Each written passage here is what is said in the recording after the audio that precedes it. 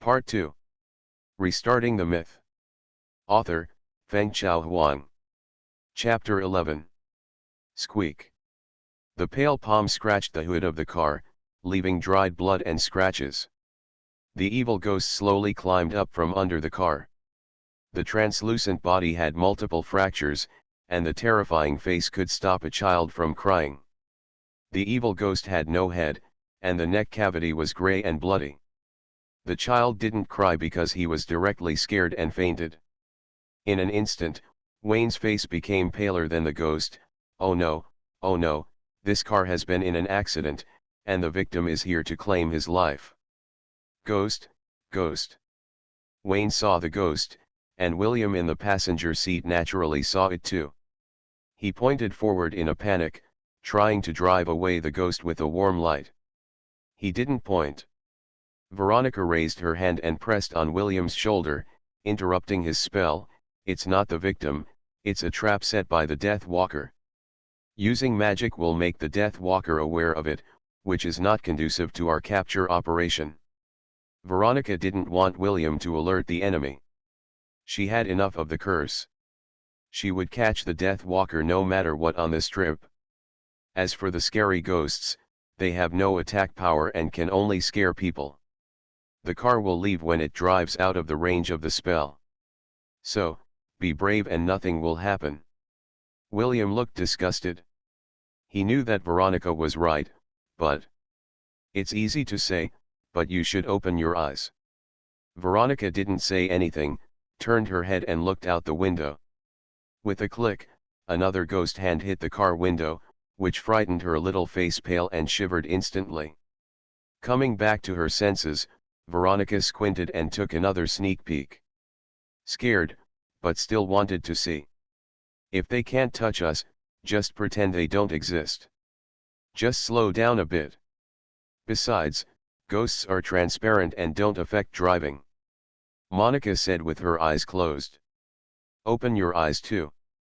William shouted loudly.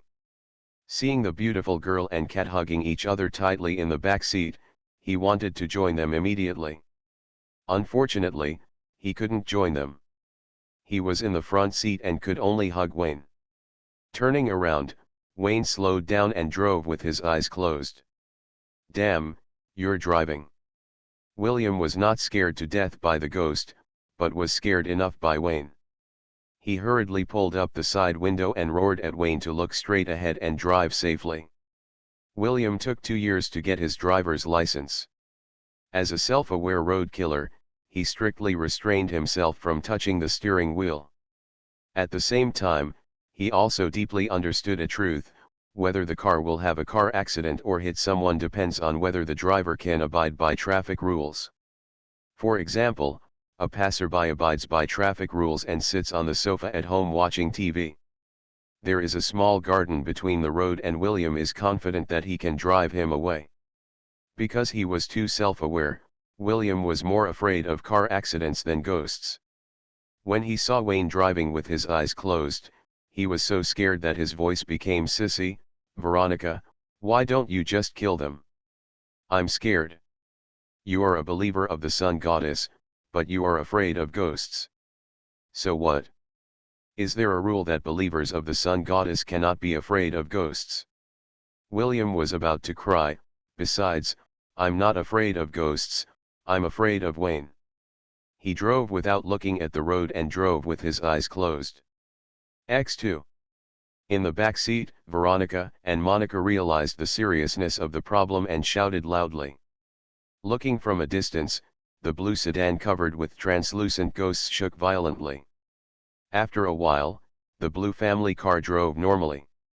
As Veronica said, the ghosts would leave on their own after driving out of a certain range. Wayne in the driver's seat asked to change the driver, but was rejected. Everyone in the car was afraid of ghosts, and no one was willing to open the door and get out. William was the fastest to dispel the fear. Seeing that Wayne was still in a state of fear, he could not help but warn, Wayne, I didn't expect you to be afraid of ghosts. Believe me, you will encounter similar situations many times in the future.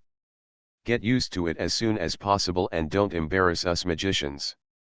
The magician's face has been completely lost by you. Wayne snorted and defended, I am a conservative. Ghosts and the like are too advanced.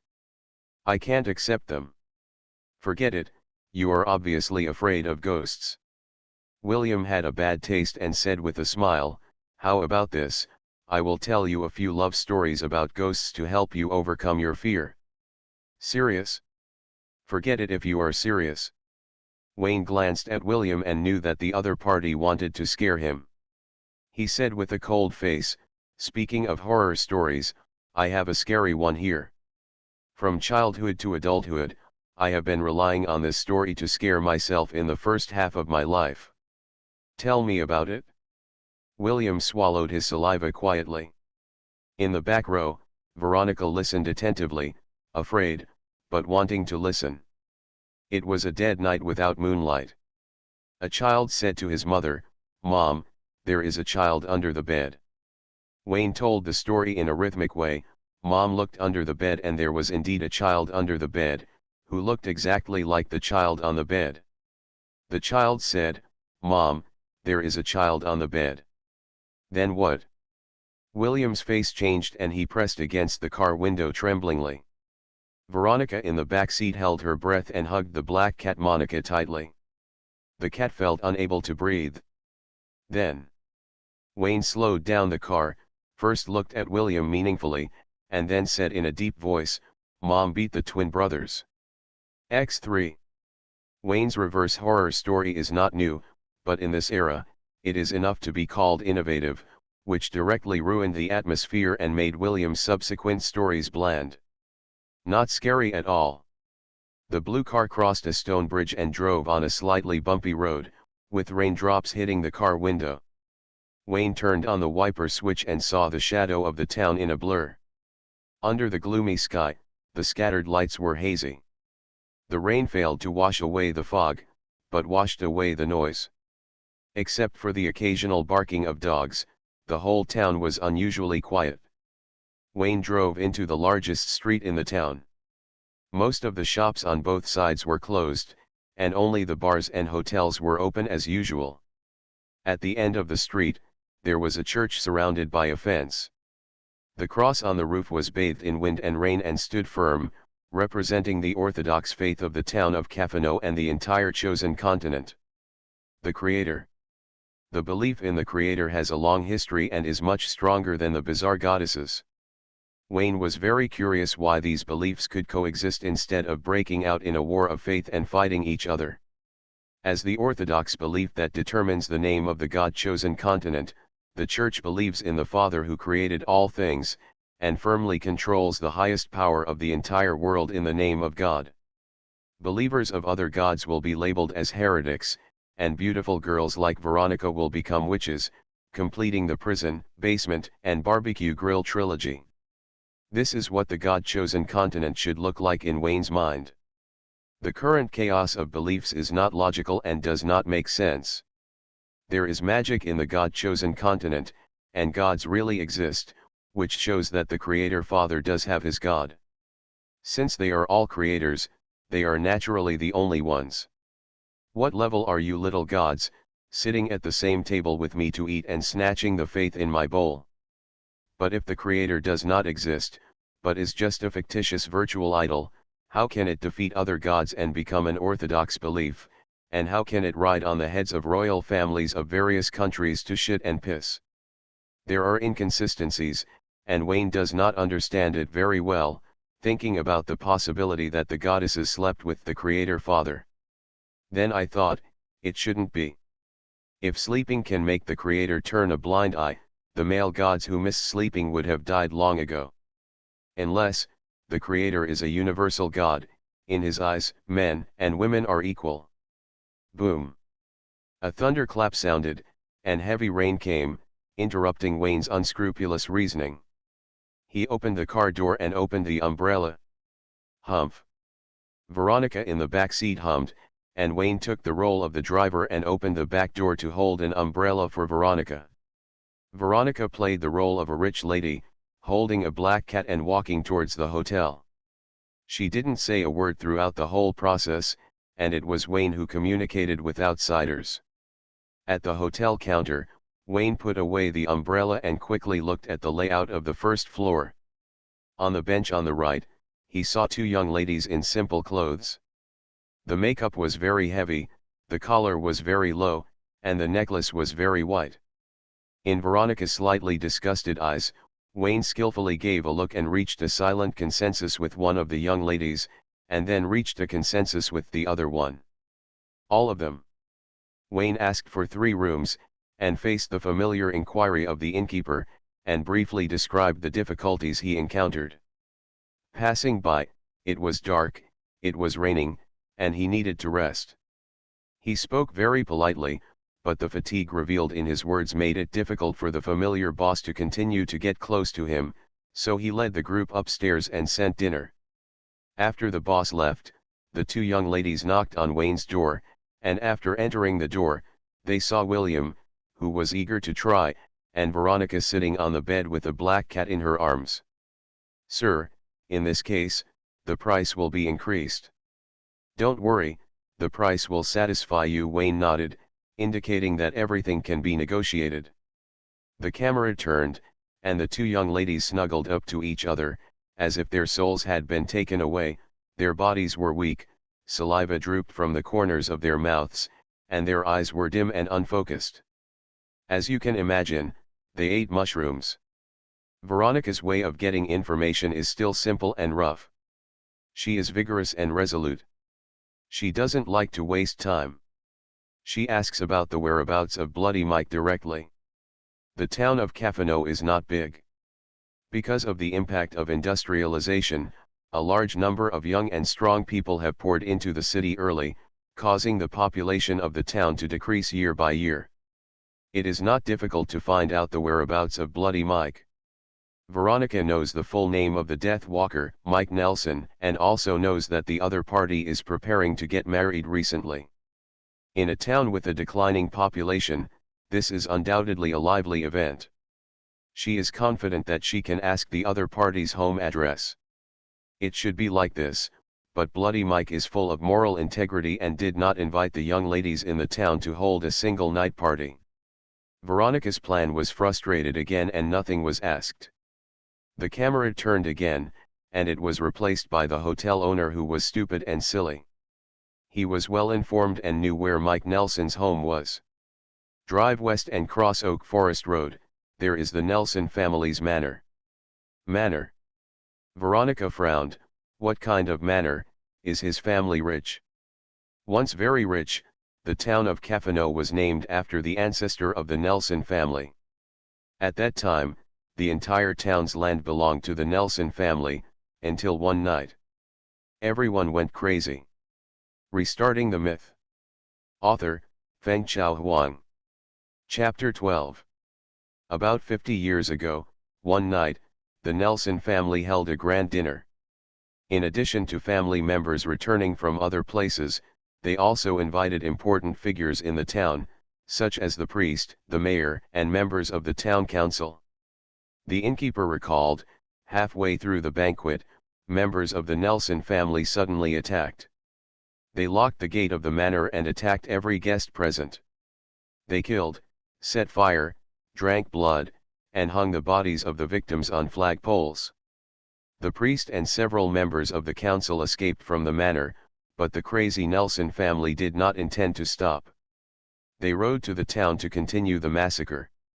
That night, the town was full of flames and the victims' cries for help. I was still a child at the time. I was terrified. My parents sent me to the church in the middle of the night. All the children in the town gathered there. In order to resist the inhumane Nelson family and to protect their homes and children, the townspeople organized a counterattack. At the moment of dawn, they successfully drove the lunatics of the Nelson family back to the manor.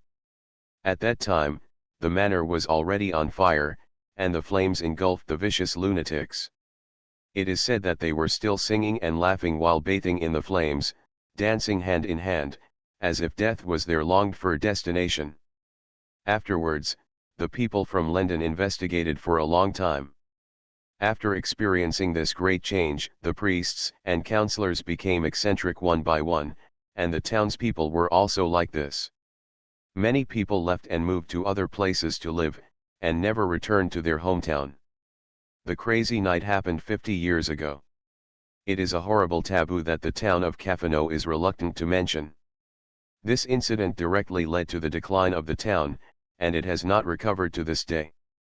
Because of the long time, the innkeeper was still a child at the time, and the information he could provide was very limited. When Veronica asked whether any members of the Nelson family survived that night, the innkeeper looked confused. There should be, otherwise it is difficult to explain Mike's surname. Outside the window, the rainstorm continued and was getting worse. Wayne was very upset. It was sunny in the morning, but suddenly it took a sharp turn. If the weather continued, it would turn into a snowstorm in the mountain villa. The innkeeper and the two young ladies had already left. After eating mushrooms, they would sleep soundly tonight and would not remember the interrogation process tonight. Just in case, Wayne played a full set and stuffed the toll into the young lady's collar according to the market price. He paid, and Veronica treated.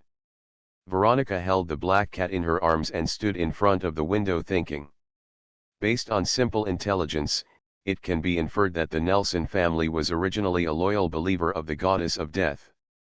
They created killings to win the favor of the goddess, and passed it on to Mike, and once again received the favor of death. This also explains why Mike suddenly became a death walker and mastered powerful magic. The question is, did Mike return to the town of Cafano really to get married? Compared to getting married, the biggest possibility is to continue the unfinished work of the ancestors and sacrifice the entire town to death in exchange for powerful power. Wayne frowned. I will complete the unfinished work of the ancestors, and I will slaughter the sacrifices that the family has not slaughtered. This is the routine, and it will not be wrong. William nodded and put down the chocolate in his hand, indicating that Wayne and his ideas coincided, which is called tacit understanding. Wayne didn't want to, looking at Veronica, wanting to have a tacit understanding with the beautiful girl. Veronica pondered for a while and decided to go to Nelson Manor immediately. Time waits for no one. Who knows what process Mike's sacrifice has reached? In order to prevent innocent townspeople and them from becoming victims, the Death Walker must be solved tonight. At this time, Veronica gave up the idea of removing the curse. In terms of priority, stopping the sacrifice is more important. It was raining heavily, and the blue car passed through the oak forest under the rain curtain. In order to avoid disturbing the target, Wayne drove in the dark without turning on the lights. Oak Forest Road is the only road in the town leading to Nelson Manor. After the manor was burned down and became a terrifying taboo, the townspeople never set foot here. Due to years of disrepair, the road was overgrown with weeds, and the accumulation of rotten fallen leaves made the broken road muddy and slippery. It took Wayne 10 minutes to drive 2 miles. Seeing the ruins of the manor from a distance, Wayne parked the car at the exit of Oak Forest Road, and the 3 people and the cat walked forward with an umbrella. Rumble. The pale thunder streaked across the night sky, and the manor shrouded in darkness suddenly became bright. Rather than a manor, it is better to say that it is a castle, with towering walls on all sides and several towers overlooking the distance. The castle gate is nowhere to be found, and it looks like a big open mouth in the dark. Entering the gate, the original garden square is desolate and messy, with dead grass and withered shrubs everywhere, as well as crossed tombstones. The townspeople will definitely not be buried here, and they will not have time to hide. If the material is correct, the remains of the members of the Nelson family are buried here. Monica was sharp-eyed and saw a bunch of flowers in front of the tombstone. It was very fresh, indicating that someone had come to sweep the tomb recently. Then Monica found something strange. There were a lot of candle ashes in front of the tombstone. Some candles were burned out, and some were left with a small piece. The number was not small, indicating that people often came here to sweep the tomb. If this person is Mike, he will return to the town of Cafano every year. If not, there are other members of the Nelson family alive. Veronica took a deep breath and her expression became more solemn. She asked William to protect Wayne and walked in front holding the glass jar. William followed closely behind, and Wayne walked side by side with him and was responsible for holding Monica. Mau Mau was a little disgusted with Wayne's embrace, but the muddy ground was even more unbearable. After thinking about it, he had to do this.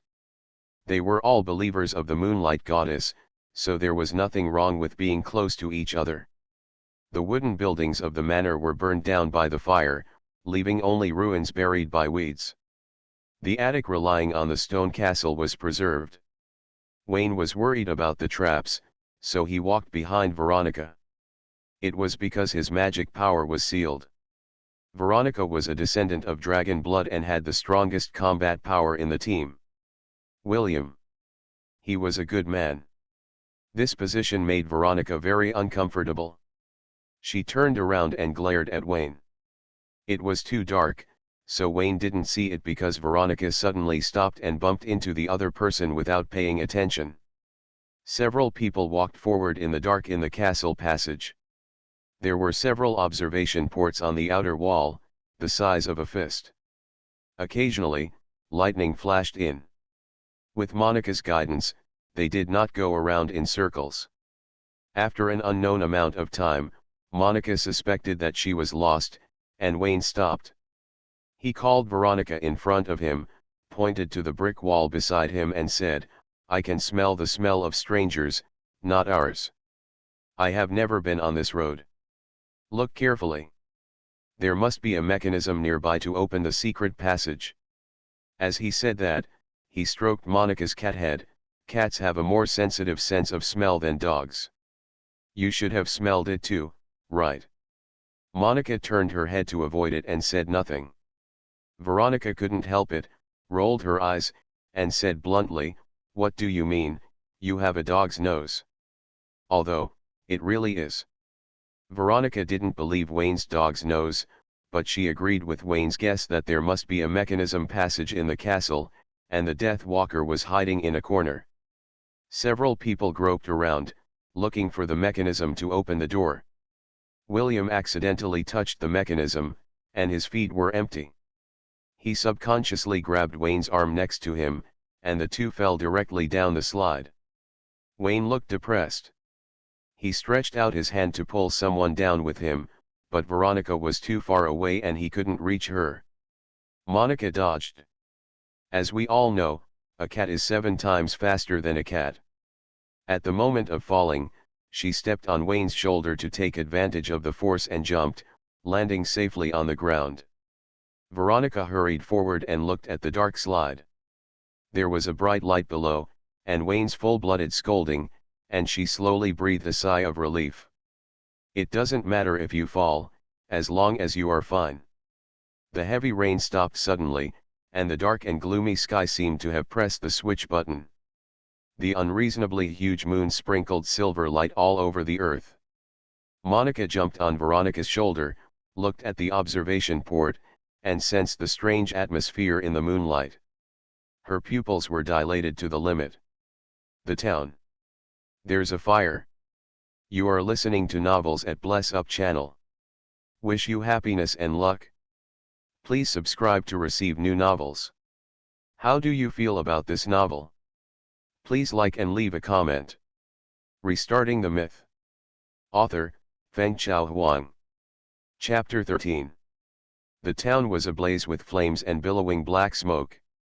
The sacrifice ceremony was going on. Even if you were not there, you could imagine the bloody massacre going on. Damn it, the sacrifice has already begun.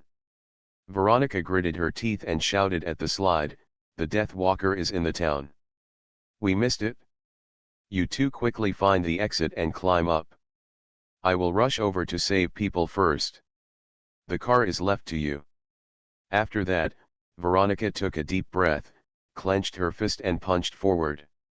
With a loud bang, gravel and powder flew everywhere. In the dust, a large hole was torn down in the outer wall of the castle. Veronica jumped with Monica in her arms and fell from a height of 5 meters, splashing a large amount of mud and water when she landed. She rushed to the town of Cafano at a very fast speed. After a few breaths, her figure was covered by the oak forest. In the sky, the moon seemed to have dropped a distance and became larger than before. A flickering orange-red color appeared on the bumpy surface, as if there was a dancing fire. At the bottom of the slide, Wayne sat up with his hands supporting his hard muscles. When he fell, he hit the wall and his head was buzzing.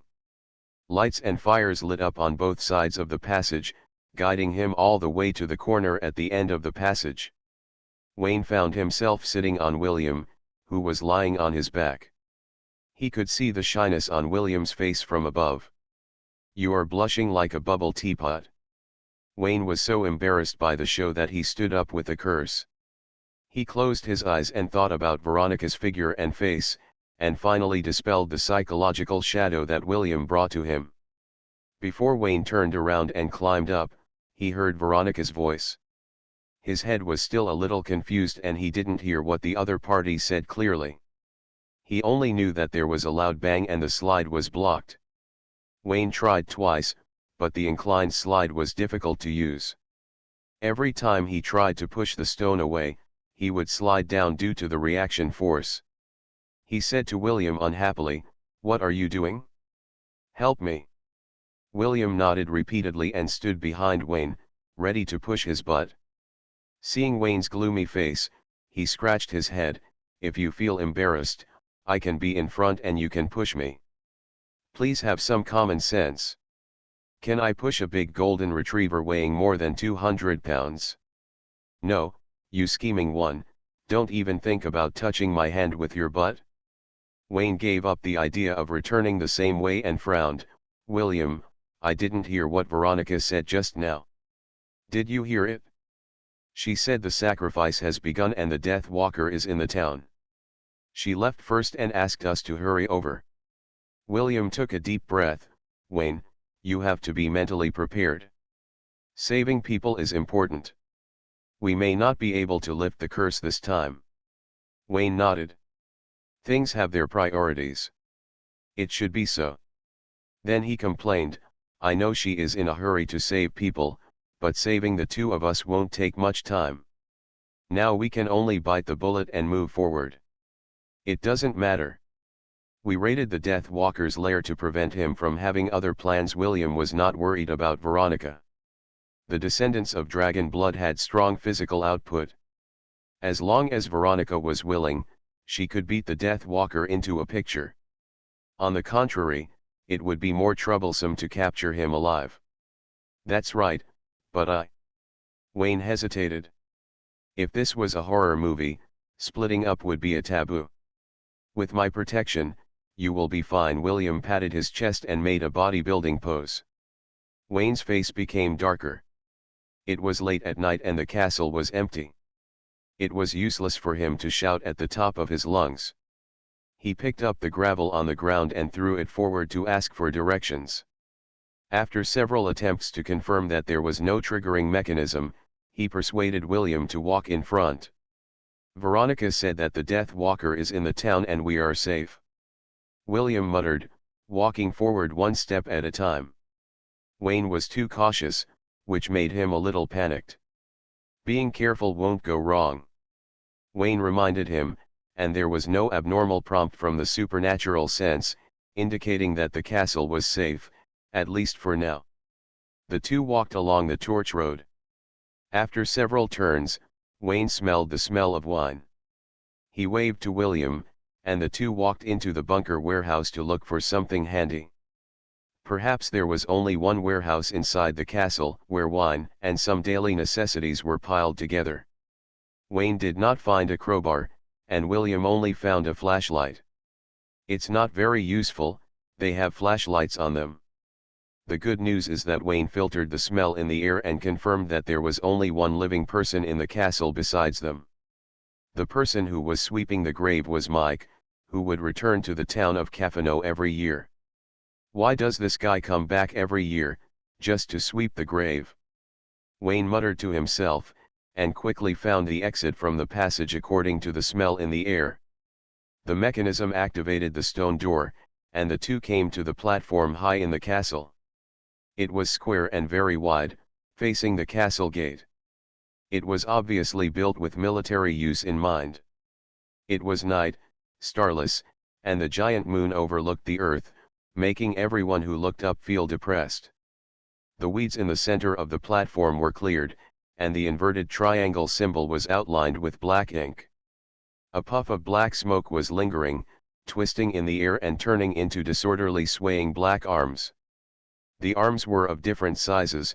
There were adults and children, men and women, and big and small palms stretched to the sky, as if to pull the moon down. The terrible scene made Wayne feel angry. His desire to destroy was magnified bit by bit, slowly eroding his calm rationality. The speed was very slow, but it had already caused him discomfort. William already had the same feeling. He narrowed his eyes slightly, and a dazzling light exploded in his eyes. Under the influence of magic, the brilliance of the sun spread all over the platform. His whole body was bathed in light, and his strong body and determined expression made him look invincible. But Wayne sensed something was wrong. At the moment William broke up the death ritual, the supernatural induction that had not been active for a long time issued a strong warning. A black arm emerged from the black mist and turned into a dark monster. Human form. The surface of the body is like a black poisonous snake, entangled and swimming, twisting everywhere. At the eyes and mouth, the gray cavity spirals downward like a bottomless pit. This monster is a head taller than William, has no neck, and its torso and limbs are as thick as a strong man one second, and as slender as branches the next, with no stable body shape. William had turned into a small light man at this moment, with white steam rising from his body, and the billowing heat waves oppressed the black monster and kept wailing. Without the entanglement of fighting for 300 rounds, William smashed the monster into pieces with one punch, then raised a ball of light with both hands and pushed it straight towards the twisting tentacles. The black tentacles swarmed down and enveloped William completely. Like butter meeting a hot knife, the screams came one after another, making the eardrums sting and the gums sore. Wayne, the nearest man, was in a trance, dizzy and almost unsteady on his feet. When he came to his senses, the ringing in his ears was still there, his stomach was churning, and he lowered his head, but nothing came out. Light defeated darkness, and William successfully interrupted the ceremony. The light on his body weakened rapidly. He threw out the can in his pocket and used the last bit of magic power to activate the props. The wildly growing green plants drowned the inverted triangle symbol, eliminating the possibility of restarting the ceremony. The magic props were made by Veronica.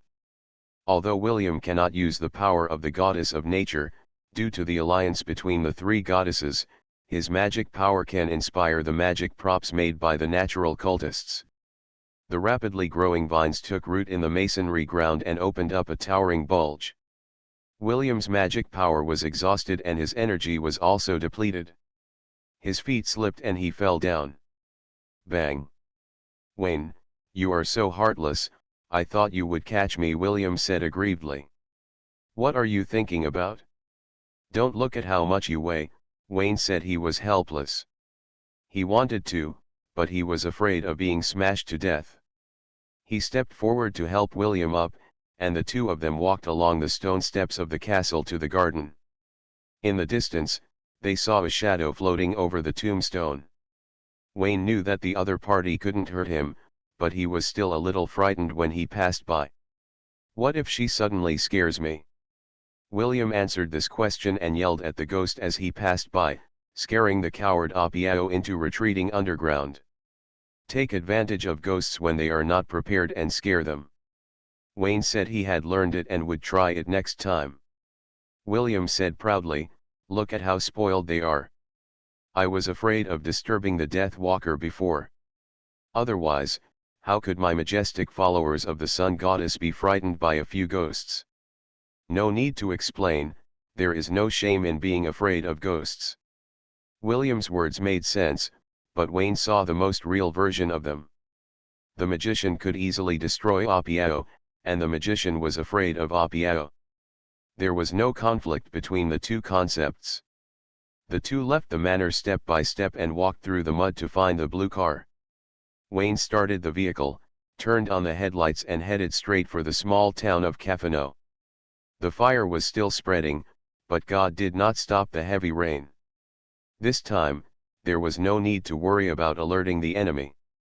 Wayne rounded the corner at the fastest speed, his tires skidded and floated a distance, scaring William into screaming. Soon, the blue car stopped in front of the town. Wayne's heart was beating wildly, and the supernatural sense sounded an alarm like never before. Danger! Deadly danger is everywhere. Wait a minute, something is wrong. Wayne called out to William, who was rushing forward.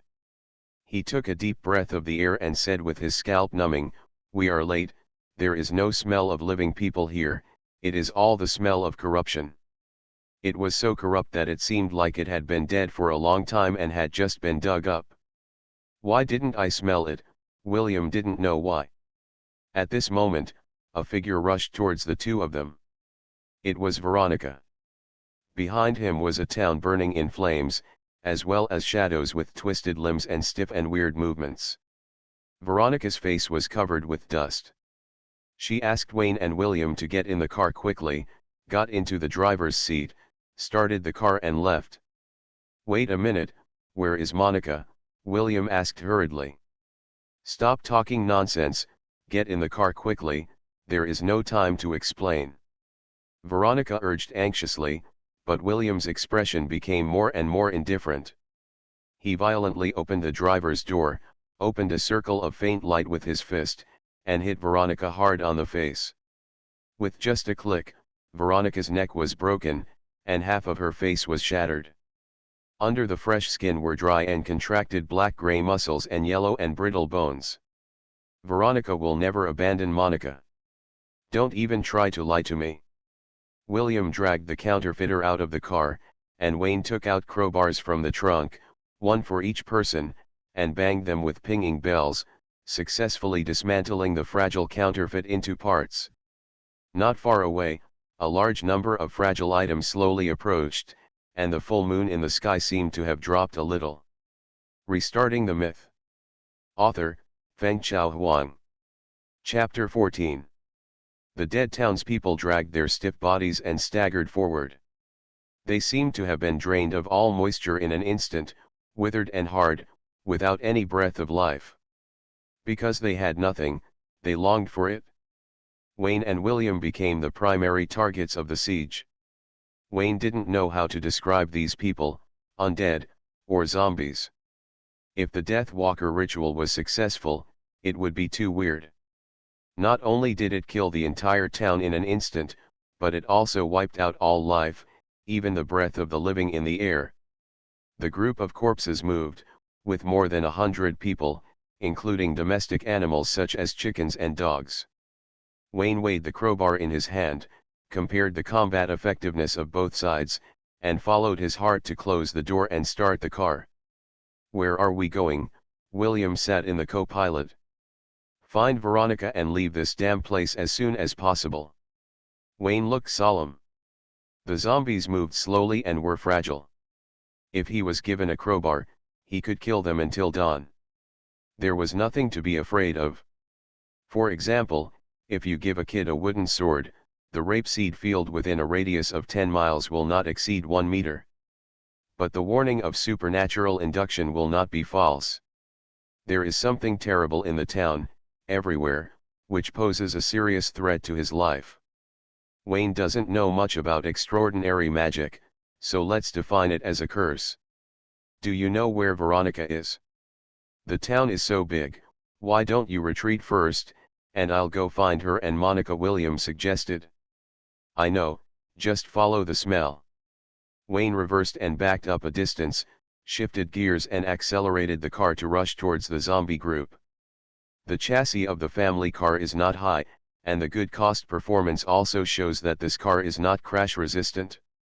The tires ran over the dried zombies, and the body shook and shook. It could not rush after completing a short sprint. That's enough. The car rushed out of the encirclement and successfully broke through a passage, completing the task entrusted to it by Wayne. William was the first to rush out of the car, waving the crowbar in his hand, pulling the air apart with a whirring sound, and the approaching zombies were shattered, and none of them could remain intact under the crowbar. Out of awe, Wayne kept a certain distance, waving the crowbar while shouting, "Veronica is in the church, we don't have much time, hurry over and bring her out." William shouted in a low voice, with a stick in his hand, he was invincible, and he cut the grass with unparalleled force. On Wayne's side, zombies and ghosts are two different creatures. He was not panicked at all. After the initial fluster, the dormant muscle memory was awakened, and the body subconsciously used some simple force techniques to ensure output and effectively save physical strength. Experience value up, add 1, add 1, add 1.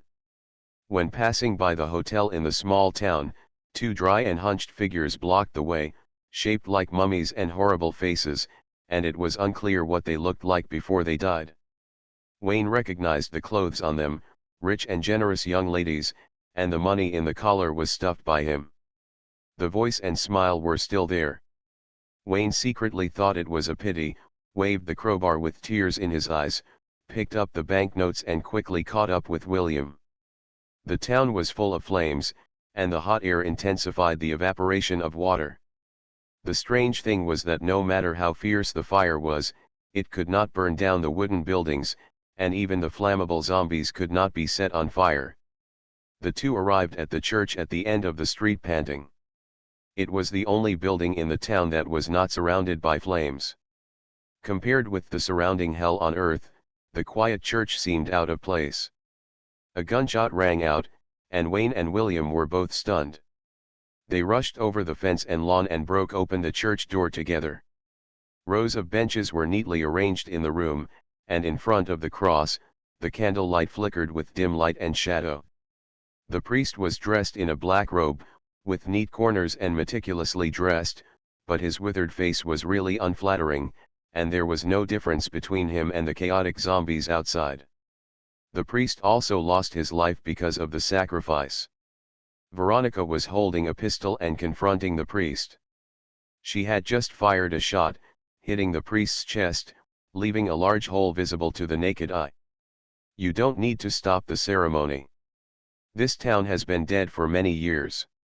It's time for the townspeople to rest in peace." The priest closed his upper and lower jaws, making a decaying sound buried deep underground. Veronica called out to William, who immediately understood, strode forward, and swung a crowbar at her. A white halo bloomed under Veronica's feet, and the holy halo enveloped her, making her unable to leave or cast magic in the cell. The prison is the magic cast by the priest, also known as divine magic within the church. It is the power given to them by God, which can imprison evil and keep it quiet to listen to the glory of the Lord. It sounds powerful, but it can be broken from the outside, so it is not invincible. Moreover, the version has not been updated for a long time, and the gun patch has been applied for several generations. The divine magic of the church is still the same old thing, not keeping up with the times. With William's efforts, Veronica quickly escaped from the cage. She punched her side, shattering the white light and releasing Monica, who was also imprisoned alone. The black cat blended into the environment, and she could not be seen without speaking. "What does it mean that the townspeople have been dead for many years?" Monica asked coldly. The strange moon made her very uncomfortable. She was suspected of blaspheming the moon goddess, so she had to ask clearly. 50 years ago, the town of Cafano was cursed, and the townspeople became living dead. They didn't know they were dead, they could breathe and have heartbeats, they would bleed when injured, and they could grow old and give birth to offspring. Everyone was still alive. The dead are dead after all. The members of the Nelson family discovered the truth. The insiders in the town were invited to attend the meeting. I was one of the insiders at that time. The Nelson family is a believer of the goddess of death. They demanded an immediate ceremony to return the dead to the embrace of death. The mayor and council members disagreed. No one is willing to give up their lives, and they have no right to end the lives of others. Besides, everyone is not really dead, and they can end their lives like normal people. I support the mayor and council members. The Nelson family insisted on their own opinions and had a very tough attitude. For this reason, they summoned family members outside. They insisted on holding a ceremony and killing that night. We won and vowed to bury the secret of that night. We all agreed that as long as the truth is concealed, the townspeople will not know that they are dead. Everyone will grow old and die like ordinary people until young people take over the town. The priest is like an NPC, mechanically telling the past 50 years. Because of his own magical attainments, he retained his obsession and hoped that the heir of the Nelson family would complete the ceremony. But that was all. The priest's mind had long been rotten. He answered whatever was asked and said everything without reservation. Time has proved that we were wrong. Every year on this day, the flames will sweep the town back to that night. The dead will crawl out of the grave, and the living will reveal their true appearance.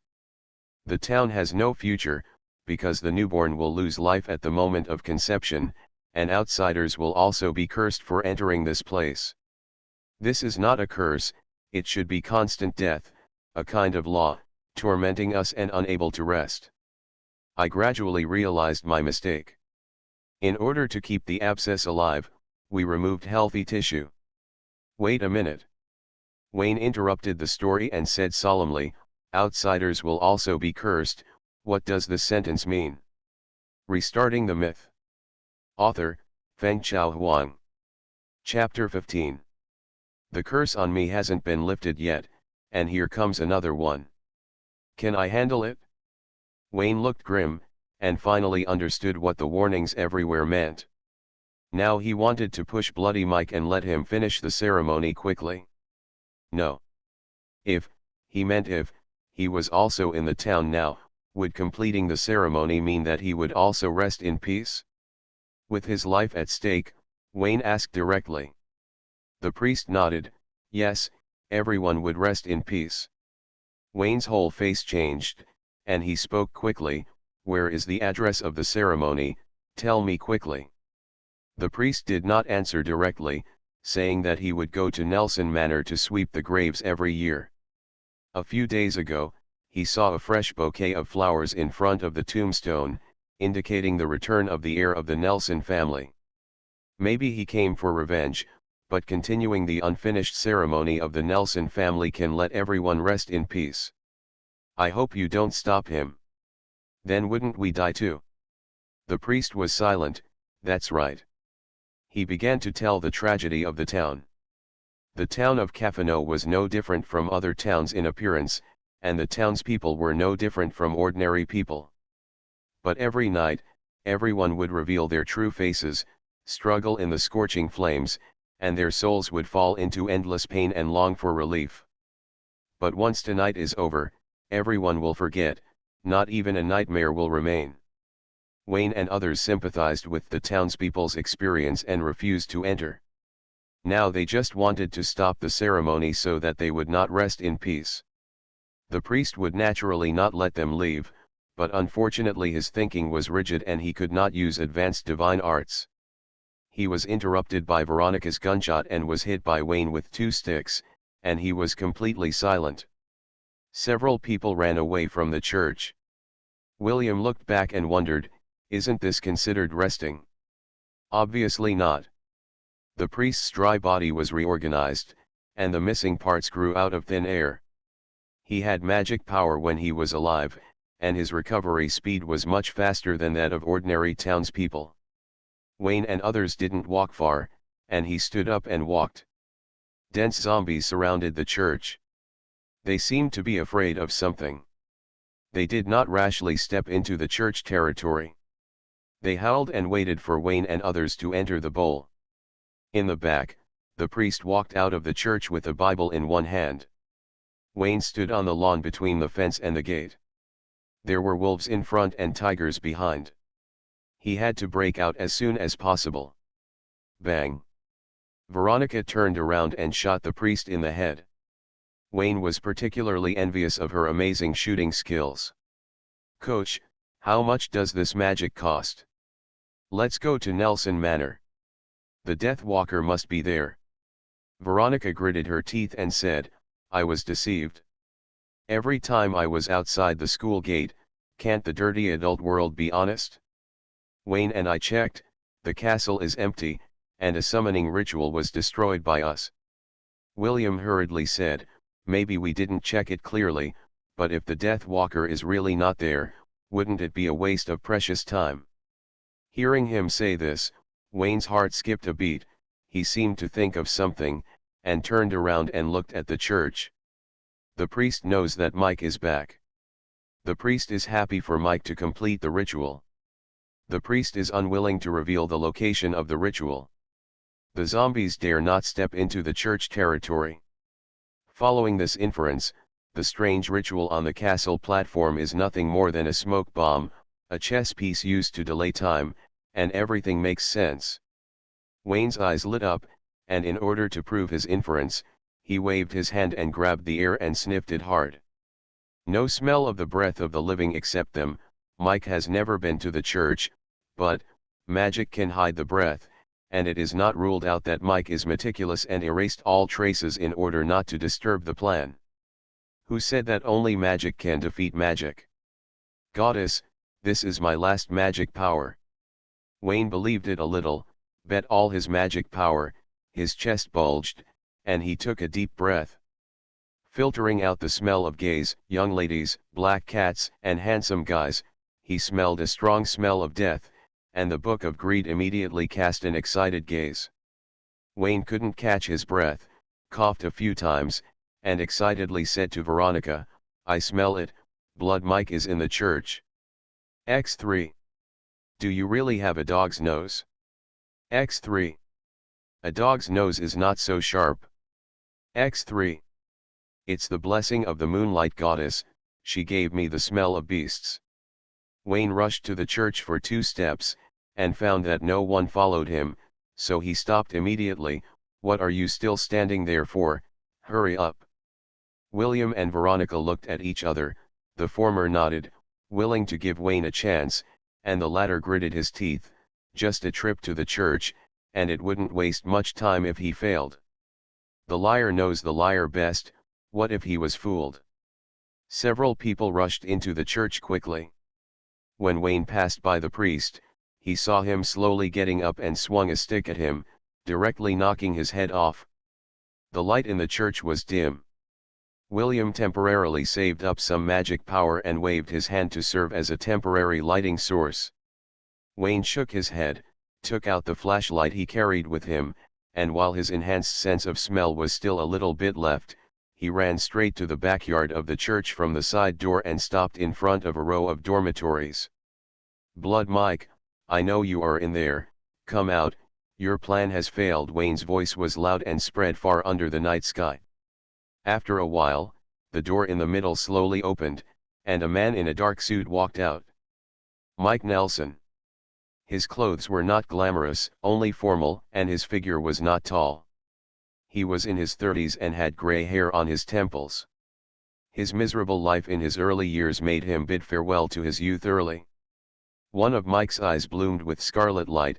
He looked at several people and put on white gloves. There is a dark inverted triangle symbol painted on the back of the glove, which is a magic prop. "I spent a lot of time setting up a fake ceremony in the castle, but I didn't lead you there.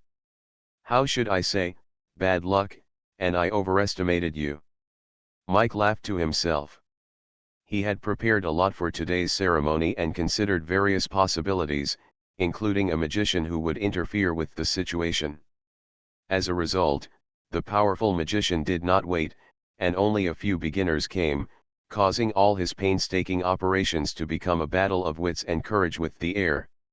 Veronica snorted coldly, pulled the trigger continuously, and her shooting skills were extremely accurate, hitting Mike's chest and head respectively. There were 2 more dark holes in Mike's body, but he did not fall down as expected. He raised his hand and tapped his temple. No need to waste your efforts, I have integrated into this town. Here, you can't kill them. Wayne, that's because you didn't show your health bar. Veronica frowned and said, you accepted the curse and became undead, and are you going to sacrifice yourself to the goddess of death? It's not a curse, it's a law, it's very precious. Mike smiled, looking at you, you should still be students at school. It's normal for academic hothouse flowers to not know the truth of the world. After all, teachers don't teach such advanced knowledge, and some teachers themselves don't even know what is magic. What do I believe in? Veronica didn't want to listen to his nonsense, so she threw out a can, which was an advanced version of oral mushrooms. Hallucinogenic and corruptive spores grew rapidly, using Mike's body as nutrition, constantly growing themselves and corroding his body and mind. The effect was average. Mike was just wearing a layer of human skin, which didn't have much nutrients. His will was sufficient, and the hallucinogenic spores couldn't interfere with his thinking at all. Veronica realized that she was in trouble and wanted to try close combat. She took the crowbar handed over by Wayne and planned to dismantle Mike into parts. No matter what, let's learn some physics first. Mike was so prepared that he raised his hand and snapped his fingers. The ground suddenly turned into black mud, and arms wrapped around each other, imprisoning several people's ankles, and holding them in place unable to move. Monica reacted the fastest, climbed onto Wayne's clothes and squatted on his shoulders. Mike did not take action directly. He had some kind of connection with the black arm. He looked at Veronica and William in surprise. I'm sorry, it turns out you are pagans blessed by the agent. Well, high-quality sacrifices can enhance the ceremony. Success rate. After saying that, he pushed open his sleeves and looked at his watch. His crimson right eye turned dark, and he murmured, it's coming, this late night. Bang. The loud noise was like a cannonball being discharged. When Mike heard the sound and looked around, his vision blurred, and it flew upside down and hit the house behind him. It's Veronica. The dragon-blooded girl is so powerful that even if her magic is sealed, she can still break free from the shackles of magic with her physical strength. Veronica threw down a glass bottle, and the rapidly growing vines swept away the black mire, allowing Wayne and others to escape. Boom. Rumble. On the other side, Veronica was violently outputting, pressing the microphone and rubbing the ground like crazy, regardless of whether she could kill the opponent. The scene was so complete that she almost demolished a row of dormitories. Monica leaned against Wayne's ear and whispered, Veronica has no magic power and can't win. I'll give you my magic power and you can deal with the Death Walker. Monica lost her original body due to the curse, so although it was not randomly sealed by the curse, it could only cast a few limited auxiliary magics. And because of their different beliefs, Veronica and William cannot borrow its magic power. Wayne is different. Monica once injected magic seeds into him and is a standard believer of the Moonlight Goddess. At least that's what Monica thinks, and it develops a potential stock for the goddess. Is it reliable? Wayne nuzzled. It was a good thing to be able to mend magic, but he had never learned magic, and he couldn't do anything with magic power, and the Book of Greed didn't crave other people's magic power. Doesn't this make you feel lonely? Monica said solemnly, magic is not that complicated. The way it is expressed depends on your thinking. Use your imagination and imagine the most powerful magic in your mind, but don't be too outrageous. I will also suffer the backlash. Remember, magic is just a lever, thinking is the key. Wayne couldn't understand it anymore. The most powerful magic in his mind was a daily necessities called atomic bombs. The temperature exceeds 4,000 degrees and all living beings are equal. Can this thing be made with magic? Did you think of it? I have an idea. Can I blast it to make it bright and hot? I feel like this should be the goddess of the sun. It doesn't matter, Moonlight Goddess can do it too. Whether it is true or false, believers must be scientific and avoid comparison. Wayne looked confused. Monica was sure he could do it, but he didn't have much confidence. The key was that he couldn't run away even if he succeeded. Magic power poured into his body, and Wayne didn't have time to think about it. A picture flashed in his mind, which immediately made him energetic. The decision is yours. You are listening to Novels at Bless Up channel. Wish you happiness and luck. Please subscribe to receive new novels. How do you feel about this novel? Please like and leave a comment. Restarting the Myth. Author, Fengchao Huang. Chapter 16. The pale magic power poured into the body, decadent and withered, filled with deathly silence. Wayne felt like he had drunk a glass of ice water in the middle of winter, his gums were sour, and he couldn't help shivering.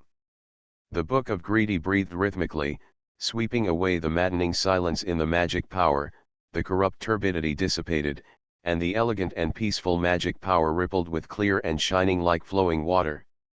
Wayne could feel that what the Book of Greedy swallowed was not magic power, but a certain energy entangled with magic power. At the same time, the Book of Greedy was very picky.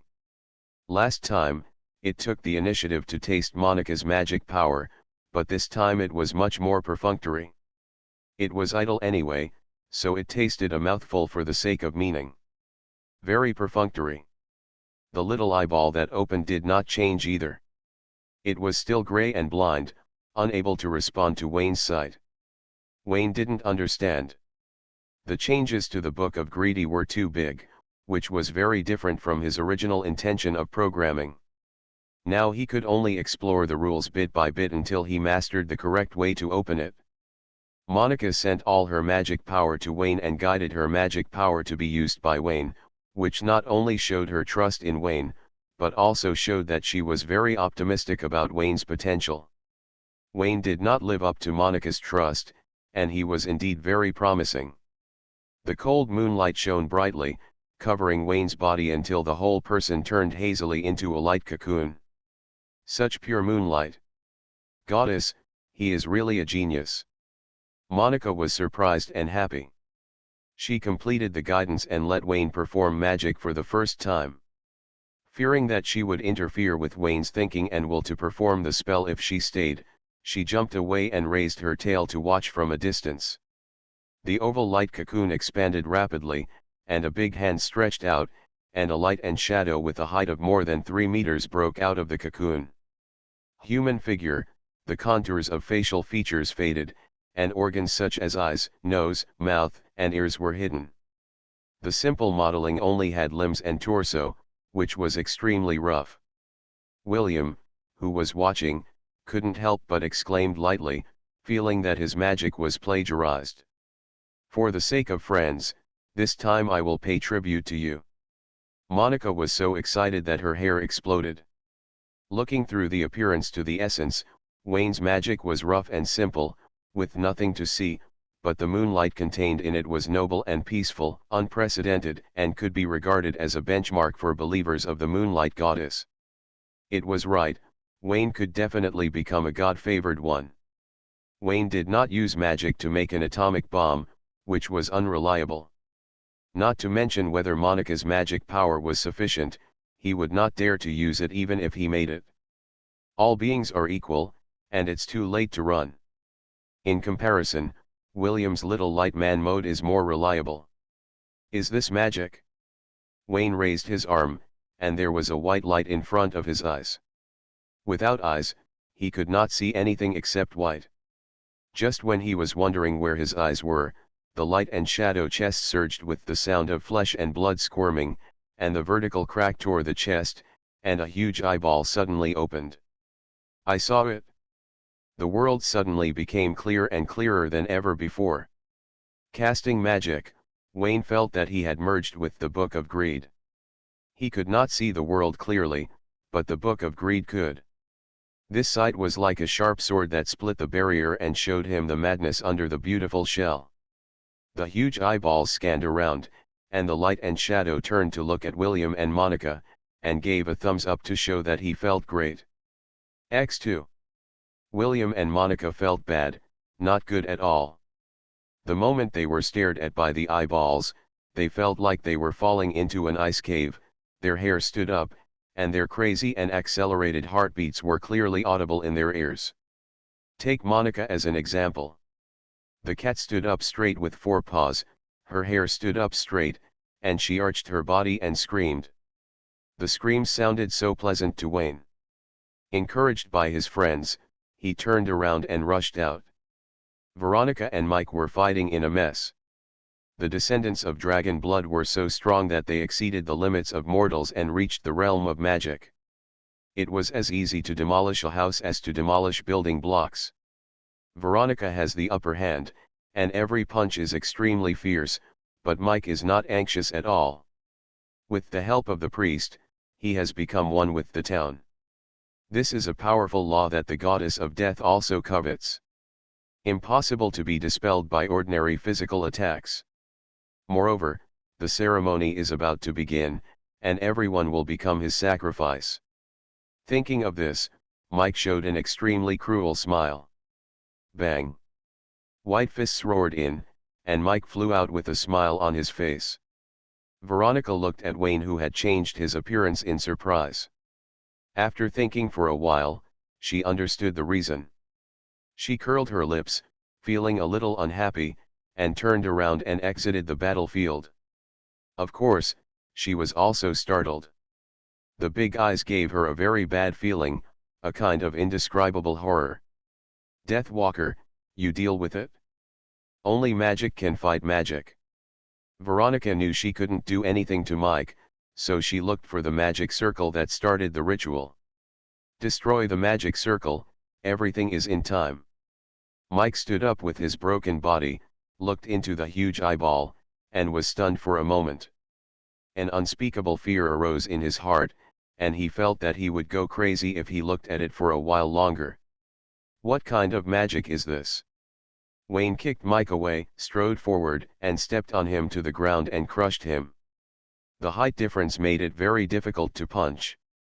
Instead of punching, he might as well stand on him and jump a few times. Mike's body was fragile. After several grindings, the human skin on his body fell off in large chunks, exposing his dry flesh that was no different from the townspeople. He fixed his eyes on the direction where Veronica was, as if he was worried that the other party would find the magic circle. William, who was watching, saw this and shouted to remind Veronica that the enemy was panicking and the magic circle was nearby. Mike roared and interrupted. The black inverted triangle symbol drawn on the white gloves spread out black tentacles, and 8 spider legs wandered on the ground, entangled the hands and feet of the light and shadow giant, and imprisoned it in place. The moonlight was like light, and the hands of the light and shadow turned into 2 long knives, and the clear arcs like flowing water passed, and the 8 spider legs were immediately broken into several pieces. The spider legs that fell to the ground twisted and twisted, because the tranquility of the moonlight could not continue to attack. The hands of the light and shadow turned into 2 long nails, piercing Mike's chest and shoulders, nailing him to the ground. The eyeballs at the chest position looked directly at Mike, reflecting the other party's ugly face, causing continuous screams. Mike felt that he was going crazy. The tough mind that had experienced the test of death was fragile at this moment. He saw his ugly self and the pale moon hanging high in the night sky in his eyes. The pain from the depths of his soul made him twitch all over, as if he was tied to a grill and skinned, and he was almost exhausted and unable to resist. Ah! Mike wailed in pain, and used his hands to tear open his withered ribs, exposing the shrunken organs inside. At the position of his heart, the mysterious golden triangle symbol was unusually eye-catching.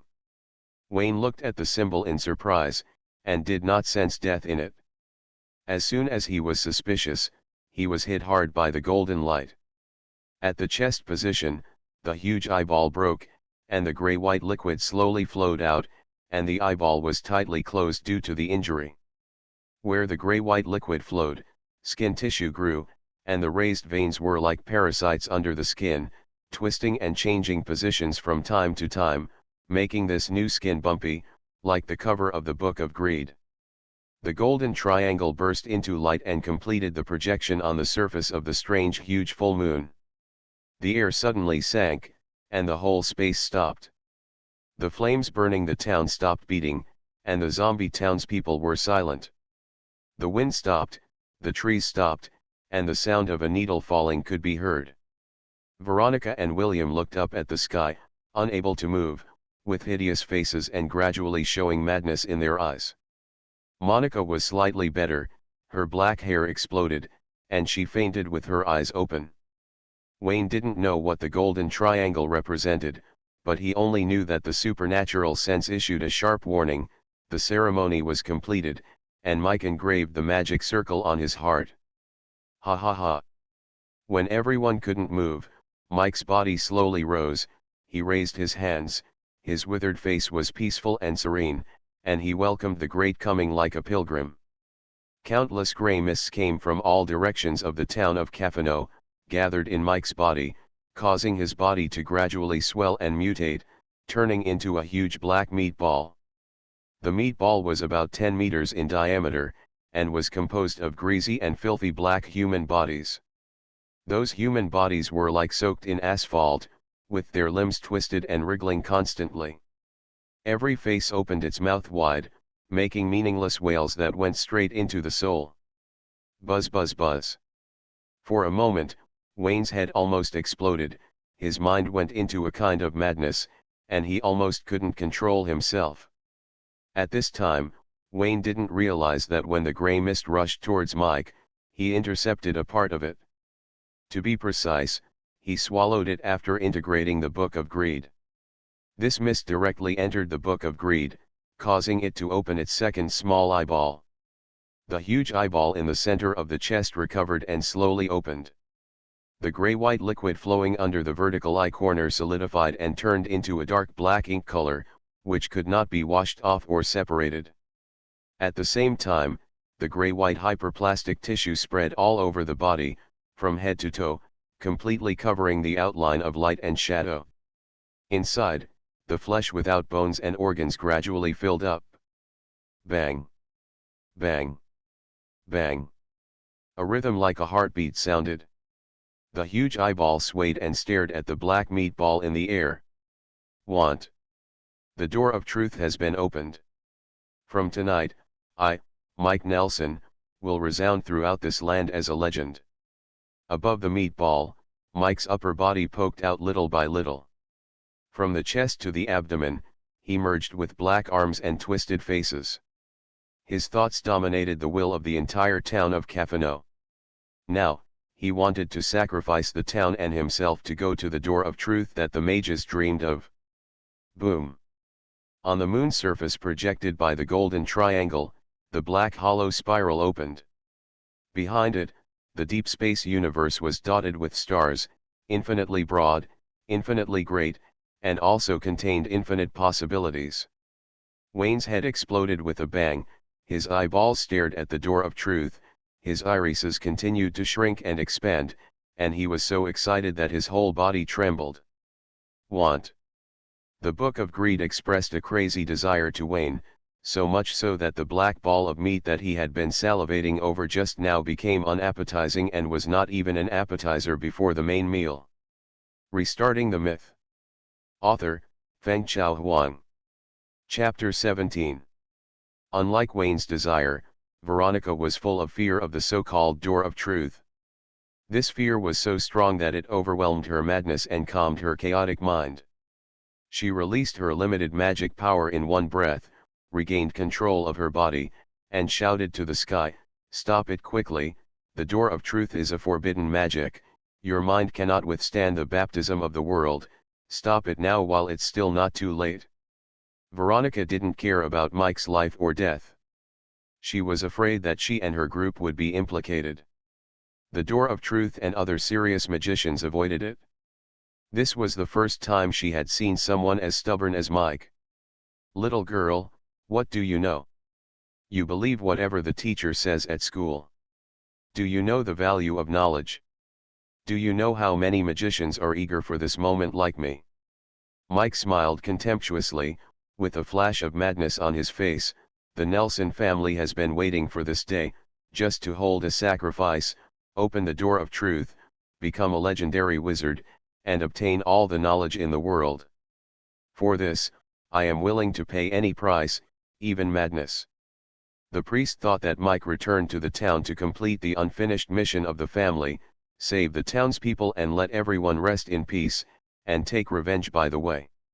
Veronica thought that Mike sacrificed the town to the goddess of death, and exchanged powerful extraordinary power by pleasing the death of faith. None of them are right. The Nelson family never thought so from the beginning. It is true that they are believers of the goddess of death, but their faith is not pious. They kneel to death in order to gain powerful power. Once a better springboard appears, they don't mind betraying their faith and throwing their knees into the arms of other gods. God is defined by humans. What kind of God humans need is what God looks like. The Nelson family is like this. As the heir, Mike has inherited this concept. They regard God as a trading object. It doesn't matter whether God is good or evil. If God wants to believe, they will do all the etiquette. It's just a transaction. Is it necessary to entangle good and evil? Is there faith first and then magic, or magic first and then faith? This is a question worth pondering. Magicians are not stupid. There are many magicians like the Nelson family. Because they can't find a suitable springboard, they are extremely pious. The strange curse of the town of Cafano is an opportunity. On that day, a mysterious space fell from the sky, and the town changed drastically. The powerful and unparalleled law changed everything, killing the townspeople and making them think they were still alive. It is not appropriate to describe it as killing. The transformation in an instant changed the form of life, making it constant in death and unable to rest. After many investigations, the Nelson family confirmed that the pie fell from the sky. They picked up the law and arranged the golden triangle as a sacrifice to open the legendary door of truth. A wizard who has seen the gate of truth can master all the knowledge in the world, transcend the mortal body, enter the legend and obtain the seed of divinity. The opportunity to be equal to God is just around the corner, so the crazy massacre that night can be understood. Unfortunately, he was too weak and failed to fight. He was wiped out by the townspeople led by the priest, and only Mike, a branch, escaped by chance. It rained heavily that day, and the time was delayed on the road. When he arrived, the London investigation team had closed the case. Time went around, and it came to today, 50 years later. This time the priest led the way in front, and Mike deceived the magic power given by the goddess of death again, and this time he succeeded. Success is always accompanied by hardships. Thinking of this, Mike couldn't help laughing. Veronica was still saying something below, but he didn't hear anything. You understand it wrong. It's not that the wizard who enters the gate of truth will become a legend, but only the legendary wizard is qualified to enter the gate of truth, Veronica shouted loudly. Seeing that Mike was indifferent, she carried William and Monica and prepared to leave. Regardless of whether you can escape or not, run first. After 2 steps, Veronica looked at Wayne, who was shaking in place. It was a 3-meter-tall weird monster. She couldn't understand what kind of magic it was. She just thought that Wayne was a beginner and his mind was polluted, causing the magic to mutate. She hesitated for a moment and walked towards Wayne quickly, intending to take this burden with her. If you want to go, go together. If you want to die, go together. She hoped to throw Wayne away before she died. In the sky, the giant full moon disappeared, and the starry sky universe occupied the original position. This hole connected the truth of the human world and the world, and the door of truth was completely opened. Veronica touched Wayne and wanted to lift him up, but her 5 fingers sank into the gray and white flesh like mud. She was so scared that she quickly withdrew her hand and was almost swallowed. What kind of monster is this? Why is it so disgusting? Veronica was extremely disgusted and tried to take Wayne away again. At this moment, Wayne's monster-like body slowly shrank, and the flesh and blood that grew were transferred to his back. A pair of incongruous bat wings opened, and he soared into the sky with a strong wind. The white strange bird flapped its wings upwards, aiming directly at the gate of truth, which aroused Mike's strong dissatisfaction. The black meatball pressed down, and the two monsters collided in the air and fell from the sky together. Wayne was affected by the Book of Greed, and his whole body was the gate of truth. After being blocked, he became furious, and his gray-white arms turned into two long knives, fiercely inserting into the black meatball. The pale long knife was like biological keratin, the back of the knife was soft and smooth flesh, the veins were clearly visible, and the blade flashed a cold metallic luster, extremely sharp. The meatball was cut into two huge gaps, and the sticky black liquid fell like rain, soaking Wayne and dyeing him black. This black is the embodiment of the law, the source of the curse that the townspeople cannot rest in peace. If you get a little bit of it, you will blend into the strange space where the town is located and become part of the black meatball. Join us. Become us. Countless whispers sounded in his ears, but Wayne turned a deaf ear to them. Soon, his bumpy skin absorbed the sticky black liquid attached to his body surface. It's not certain who curses whom. Veronica looked at the two twisted and entangled meatballs, her stomach was churning, her sanity dropped wildly, and she didn't care whether Wayne was dead or alive, and she carried William and Monica away from the spot. It's too late. In the sky, the gate of truth shrank violently, shrinking to the size of a needle tip and then suddenly expanding. Darkness enveloped the earth and completely submerged the town of Cafano. Coldness and pain instantly enveloped the whole body. Veronica's body was suspended, and the pain made her twitch all over. William and Monica also woke up because of the severe pain. A huge amount of information poured into their minds, confusing their thoughts and making it impossible to maintain their rationality. Their faces were even more distorted. There was jubilation, pain, and struggle. The gate of truth broke the curse, and Monica's body slowly returned to its original state, without clothes, and was directly round. She had long platinum hair, an angelic face, light and soft, and a devilish hot figure, which formed an extremely strong contrast. If Monica's body was enlarged, William was reduced, with blonde twin ponytails, clean and flawless facial features, and a slightly smaller body than Monica, half a head shorter, and the originally wide clothes were loosely put on her body. The three female college students all changed because of the curse. Veronica's magic was sealed, William's magic was sealed and then turned into a strong man, and Monica was the worst, becoming a cat with two strange little bells. The curse was lifted, and Veronica's magic was liberated. Under the impact of the vast knowledge, her mind became more and more confused. Looking at her best friends who were slowly drifting away, she stretched out her arms powerlessly. She wanted to touch them but couldn't catch anything. She could only watch them move away from her. Her empty eyes gradually lost their light, and the biting coldness overwhelmed her consciousness. Her heavy eyelids slowly closed, and tears of unwillingness quietly slid down. Veronica struggled in vain and could only wait for death to come. It's over. It's so cold. Snap. A warm hand pressed on Veronica's lower back, dispelling the coldness, lifting her trousers and carrying them on his shoulders. Wayne. His eyes were red, he was panting, and he walked over naked. There was also strong pain and struggle in his eyes. Every time he moved, his body felt like a needle prick. Because of the Book of Greed, he barely kept his sanity and could do some simple thinking. For example, take the black cat, the gay, and the eldest lady away. Wayne was in a daze and his intelligence was seriously reduced. He was puzzled about the black cat's whereabouts. He was unmoved by the platinum-haired girl who was honest with him. He directly tucked her under his arm, then opened his mouth and grabbed the blonde twin ponytails, and walked towards the light in front of him step by step. Why are you crying? Who said it's over? Restarting the myth.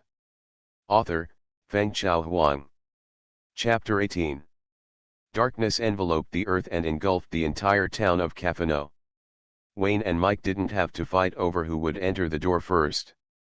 Seeing that no one had paid attention to the Gate of Truth for a long time, the Gate of Truth simply put everyone in. Veronica was right. Only legendary wizards were qualified to enter the Gate of Truth. Mike was far from meeting the standard. He used the golden triangle magic circle to cheat, causing the Gate of Truth to be out of control and directly enter a rampage state. Even a true legendary wizard would not dare to rashly open the Gate of Truth. The reason why Mike was so bold was that the ignorant were fearless. But obviously, Mike didn't know this. He was immersed in the joy of entering the Gate of Truth, with his arms raised high, waiting for infinite knowledge to descend upon him. Knowledge came, like a tsunami. Almost in an instant, Mike's desire for knowledge was satisfied. He roamed the endless deep space universe, obtained the truth of the world, and became infinitely powerful. Switching to Wayne's perspective, Mike raised his hands high, and he was dead in an instant. Straightforward, thorough, without a trace of ripples. The black meatball collapsed and disintegrated, and the laws contained in it returned to the starry universe. Mike realized his dream and merged with knowledge, and they would never be separated. Mike left peacefully and his emotions were very stable. This scene made Wayne's scalp numb, and he hurriedly looked for the passage to the Gate of Truth. In the dark, he had a premonition that he should leave as soon as possible, otherwise it would be too late. Unlike Mike, who entered the Gate of Truth and whose IQ was directly reset to 0, Wayne woke up instead. Unfortunately, he could not control his body and moved very slowly. The monster giant's skin came alive completely, and its wrinkled skin breathed in and out, filtering some kind of matter or energy in the deep space universe. The big eyeballs were extremely happy and satisfied beyond words. Wayne and the Book of Greed merged into one, and the happiness of the Book of Greed was his happiness, but the uncontrolled happiness made him feel uneasy. He was worried that if he let the Book of Greed indulge, he would become the next Mike, merge into this starry sky and be assimilated by the universe. People should know themselves. It is said that only legendary wizards are qualified, so magic apprentices should not dream of beautiful dreams. Wayne shouted and forcibly interrupted the spell, scolding the Book of Greed to restrain his desires, otherwise he would go crazy and everyone would suffer. If the Book of Greed knew what restraint was and what it meant to stop when it was good, it would not be the Book of Greed, but the Book of Politeness. Wayne forcibly stopped the magic, and the ugly skin slowly faded, shrinking from 3 meters tall to its original appearance, but the big eyeballs on his chest were unwilling to give up, struggling and beating wildly. The two sides had a tug of war at the level of thinking. It seemed that Wayne and the Book of Greed were fighting on the spiritual level, but in fact, Wayne was fighting with another self. One is reason, the other is greed. In the face of a life and death crisis, reason finally defeated greed, and the big eyeballs retracted into Wayne's body, reluctantly ending this gluttonous feast. This was the first time Wayne merged with the Book of Greed. During the fusion process, the desire for greed prevailed over everything. Because of the initial indulgence, his mind was also eroded a lot. The most intuitive manifestation was on Wayne's chest. After turning back into an ordinary person, he had a sunburn mark shaped like an eyeball on his chest. Wayne ignored these. He didn't have so much time. Thanks to supernatural induction, he found a weak point in the starry universe. The Gate of Truth has not been closed yet, and it's still time to leave now. After a few steps, Wayne suddenly realized that the 3 friends were also swallowed by the Gate of Truth. He sniffed hard and ran quickly to the location of the 2 people and the cat. There is no concept of space up, down, left, and right in the deep space universe, and there is no leverage point under the feet. The strange thing is that people can walk freely in it and even breathe. It's hard to say what this universe is. Wayne ran for a distance and gradually became exhausted. Mainly because his mind was strongly impacted.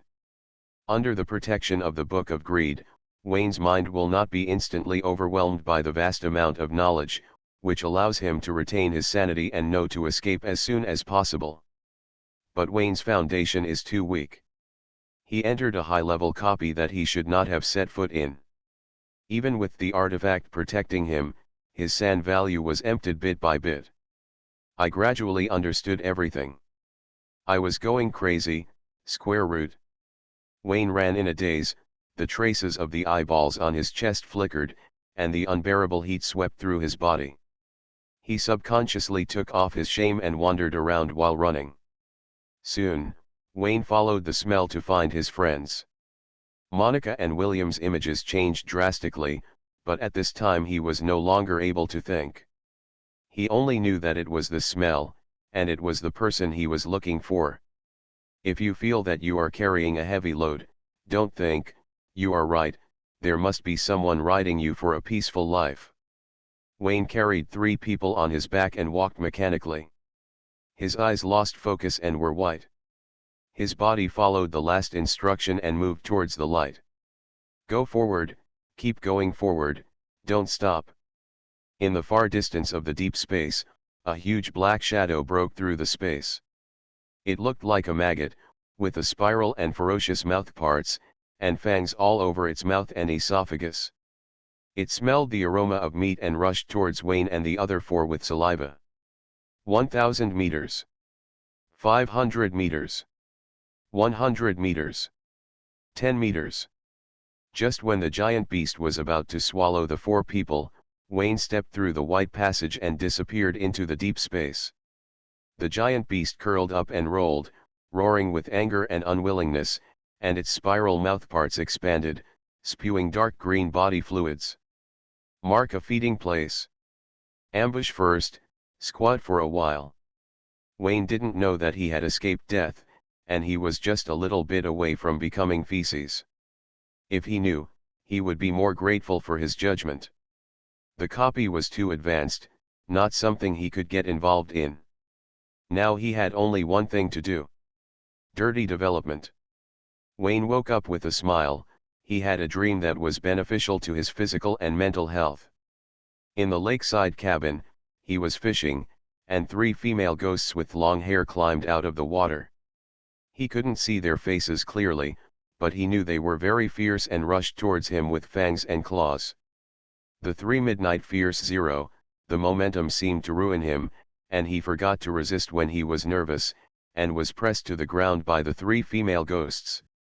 Full and upturned, delicate and elastic. Seeing the female ghost stripping off his clothes, Wayne woke up with a smile at the last moment and ended the silver party ahead of time. A little unwilling, why did he wake up? If you have the ability, keep doing it. I don't care. The key is that my friend wants to see it. Wayne found himself lying on the 2nd floor of the barn, with a blanket under him and a quilt covering him. It looked familiar. It was the supplies he had purchased before and had been placed in the trunk of the car. He shook his dizzy head and sat up and found something wrong. Damn, where are my clothes? Wasn't that a dream? Wayne was confused and suddenly heard a few footsteps. He quickly lay back and covered himself with the quilt. Goddess, I hope it was Veronica who did it, not William. Monica is even worse. A fragrant breeze came, and 3 beautiful figures surrounded Wayne. One frowned, one was shy, and one was eager to try. He hasn't woken up yet. Then hurry up, it won't be fun if he wakes up. What, you want to regret losing the rock-paper-scissors game? No, I didn't. Hey, that's too cruel. Wayne risked his life to save you, and he almost died. What's wrong with changing clothes? If you don't want to, just stand aside and let me do it. Shut up, I'll do it. Veronica took a deep breath. Indeed, it's just changing clothes, what's the big deal? Hey, it's a bit of a big deal. So ugly. You are listening to Novels at Bless Up channel. Wish you happiness and luck. Please subscribe to receive new novels. How do you feel about this novel? Please like and leave a comment. Restarting the Myth. Author, Fengchao Huang. Chapter 19.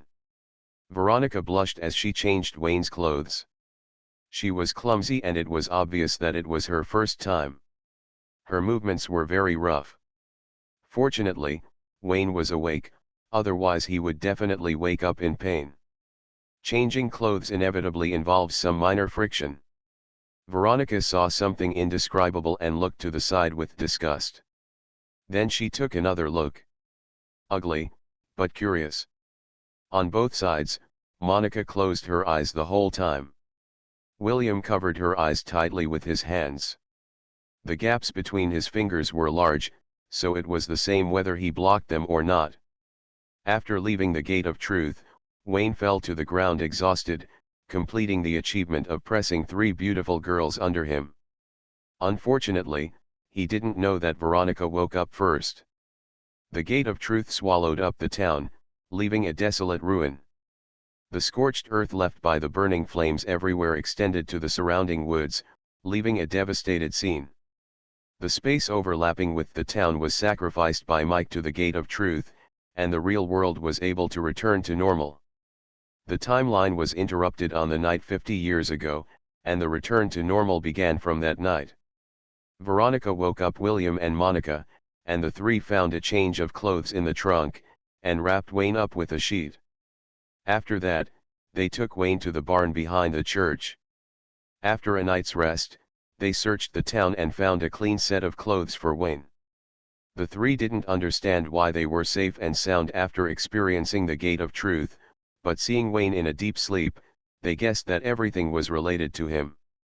They could wait for Wayne to wake up and put on their clothes, but it was not good to always let the Savior be naked. Besides, God knows when Wayne will wake up, so he has to change his clothes quickly to keep his due dignity. Who will help Wayne change his clothes? This is a problem. The problem is not who does it, but someone is watching next to him, or a good friend.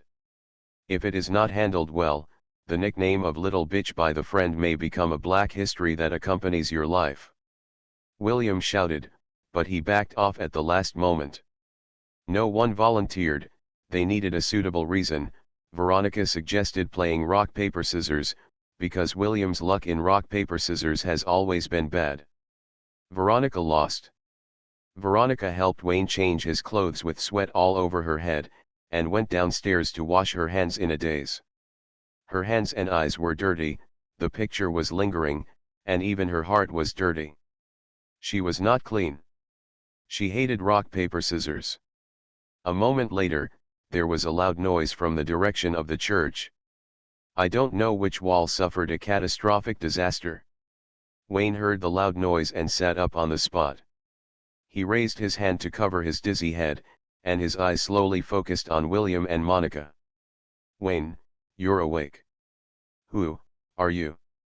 The 2 beautiful girls were very beautiful. In terms of figure, they were well nourished at a glance. They usually drank a lot of milk. In terms of appearance, they were the same age as Veronica, and they were both first-class magic girls. Wayne roughly guessed who they were. He just felt incredible. He cursed the evil and was lucky that he didn't turn into a beautiful girl or a dog. Meet you, Willie, let's be friends. William, no, Willie winked and patted Wayne's shoulder. The lines were almost the same as when they first met. She noticed the surprise on Wayne's face and smiled with a prank. It was this expression. She had been waiting for this moment for a long time. No, William. Wayne cried out in grief. After experiencing life and death and suffering together, he made up his mind to be close to the gay big-breasted brother in the future, but the gay disappeared and was replaced by a beautiful girl who could be imprisoned. Hateful, can he still be close to each other in the future? Can he still? Veronica Landau. Willie Watson. Chris Letty. Wait a minute, Let me interrupt, why did your name change so much? Wayne couldn't help but complain, Veronica is Veronica, William became Willie, the pronunciation is more or less similar, no problem, why didn't Monica play by the rules and directly jump to Chris? Moreover, the change is too big. What's wrong with the exaggerated chest muscles? Is this the little Belle he has been thinking about? If so, is it too late to play it now? Wayne regretted that he didn't act decisively before and missed the opportunity to play the Belle. At the same time, he suddenly realized that it was not a dream. He was really surrounded by three long-haired girls. The question is, who is the one who feels plump, straight, delicate, and elastic in the dream? Wayne opened his mouth, but he didn't ask. The curse has been lifted. If the three of them use force, it will be useless for him to shout at the top of his throat. It's not too late to ask when everyone's strength is about the same. Because of the life-saving grace, the three regarded Wayne as their own. They no longer hid their real names like before. They told their real names and made a complete self-introduction. Veronica is not a dream-chasing lady in a foreign country. She is a native of London. She and Willie and Chris are studying at Evanston Women's College in London. Veronica and Willie are roommates. Chris is a senior who is 1 year older and is studying for a master's degree. Evanston Women's College is an ordinary university on the surface and has nothing to do with magic. In fact, the internal branch has a special course for teaching magic and has cultivated a large number of high-quality believers for the three goddesses of nature, sun, and moonlight. Veronica and Willie are about to graduate. The graduation assessment is to eliminate a dead believer stronghold. Because the bandit army is strong, they are allowed to invite a senior to assist. Veronica invited Chris, who has always been very caring for her and is her role model. If the three of them join forces, if nothing unexpected happens, they can easily complete the graduation examination.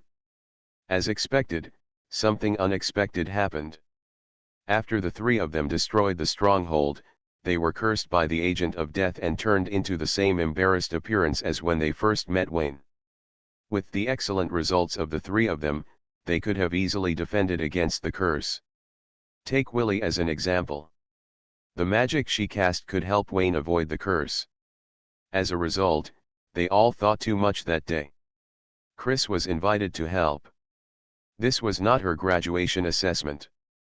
She only played support and would not take action. She was convinced of the strength of the schoolgirls and had already deployed defenses against possible curses. After all, it's common sense. Veronica thinks Willie will take action, Willie thinks Veronica will take action, and then. In short, Willie became the main scapegoat for this incident because she couldn't defeat Veronica. Chrissy is quite prestigious in the college and is highly respected by the young schoolgirls. She is a respectable person, and Veronica is not bad either. From her figure and appearance to her family background and studies, she has always been a popular figure in the college. They didn't want to return to the academy in embarrassment, and asked their tutor to help them break the curse and get a bad graduation grade. They couldn't afford to lose that person, so after discussing it, they decided to find another death believer stronghold. As long as they didn't say anything and returned to the academy before the graduation exam deadline, no one would know they had made a stupid mistake. After searching for a while, they walked at night and came to Wayne Detective Agency. The three of them regarded Wayne as a passerby and made up excuses to cover up their origins. The gears of fate turned. As for the name Monica, Chris explained that there was indeed a cat with black and golden eyes, and she borrowed it from Veronica's house. Wayne nodded while listening, thanking fate for sending three magical girls to him, otherwise he would have walked at night to find the magician, and maybe he could open the Book of Greed, but the process would definitely not be so smooth. Otherwise, he will become the loyal lackey of the goddess of death. By the way, where did this outfit come from? Who helped me change it? X2. It's me, Willie raised her hand. Shut up, no. Yes, it's her. Veronica was about to scold her when she realized that this was good. Wayne was sleeping like a dead pig and didn't know anything, so he just thought it was Willie. The small town of Cafano continued 50 years ago. The ruins after the fire were all over the scorched earth, and only the church territory was safe. But because of the battle last night, Veronica tore it apart and almost turned it into ruins. Wayne cleaned up the battlefield, rummaging through the rubble, trying to pick up corpses and squeeze out the last bit of value. No, what happens between a man and Appiao can be called corpse picking. This is called rational reallocation of resources. After Wayne's unremitting efforts, he successfully found the priest's library and spent most of the day digging out 3 trophies. A white glove. FRS Bible. Nelson Family Handbook, Fisher Nelson Manuscript. The white gloves are painted with a black inverted triangle. They are the magic props of death believers. They can be used without casting spells. They only need to input magic power. They have high practical value. The Bible records the priest's understanding of divine magic, and there are several highly practical magics. Apart from the outdated version, there is almost no fault to be found. Moreover, the value does not lie in the magic, but in the Bible itself. This is a spell-casting prop that has a strong suppressive effect on creatures such as evil spirits. Such as Appiao. Wayne didn't have to do anything. He could make Appiao avoid him by holding this Bible. If he had some ideas, he could chase Appiao at night. The most precious one is nothing less than the Nelson Family Handbook, written by Fisher Nelson, an ancestor of the Nelson family. After being supplemented by subsequent family members, this book is very suitable for Wayne, a novice. The opening chapter records the Nelson family's beliefs. No faith. The members of the Nelson family regard faith as a transaction. They respect the gods but are never loyal. Their understanding of the gods is recorded in detail in the manuscript. Some of the summaries made Wayne enlightened and felt that he had found a soulmate, but there were also some that he didn't understand. There is no such thing as good or evil in God. There is as much dazzling light as there is deep darkness. Every god has 2 sides. Like the goddess of death, death is eternally peaceful, but also indifferent and frightening. She represents both good and evil. The key lies in how people interpret it. Power does not have good or evil qualities. If it does, this power must have an owner, and you must think carefully before using it. Faith makes people firm, but religion makes people ignorant. Don't join the ranks of believers, they are all lunatics.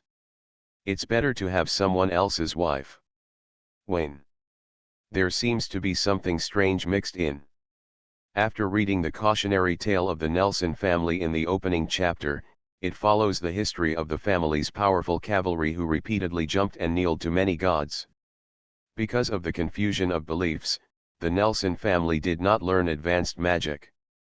However, it has a large network and records a large number of magic that beginners can learn, which is very suitable for the current Wayne. The explosion rate is really high. Feeling like he had found a treasure, Wayne flipped through to the end and found a rather strange mark. Free Mage Alliance. Restarting the Myth. Author, Fengchao Huang. Chapter 20. On the country road, the blue car drove slowly. The structure of cars of this era was quite simple and easy to repair. Wayne took a wrench and pretended to knock it a few times. Before he could find the problem, the car successfully started and hit the road again. European energy is off the charts. Wayne was no longer bothered by the curse and didn't need to eat a lot to satisfy his hunger. He ignored the compressed biscuits and took a piece of chocolate in his mouth, chewing it. It's loud.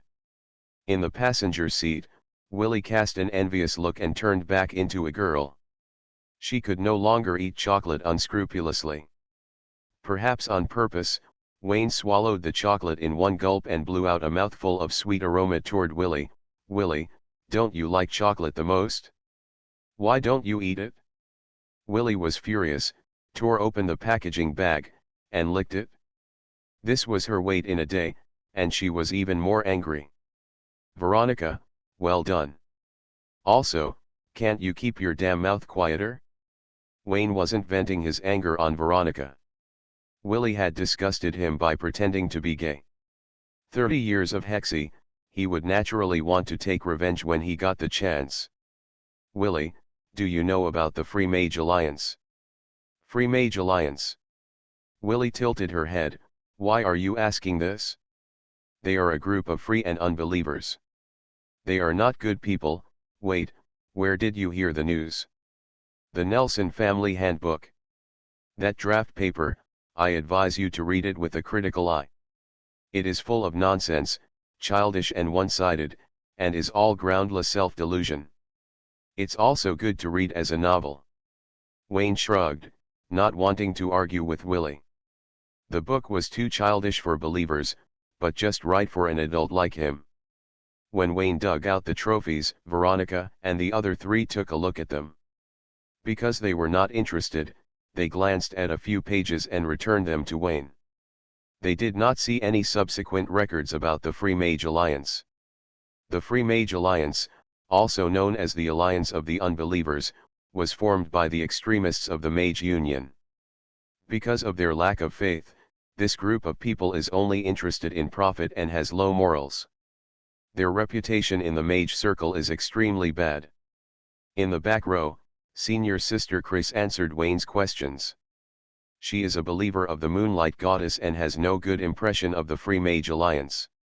She made negative comments throughout the article and could not find a single good word. Does this organization still exist? Has it been wiped out?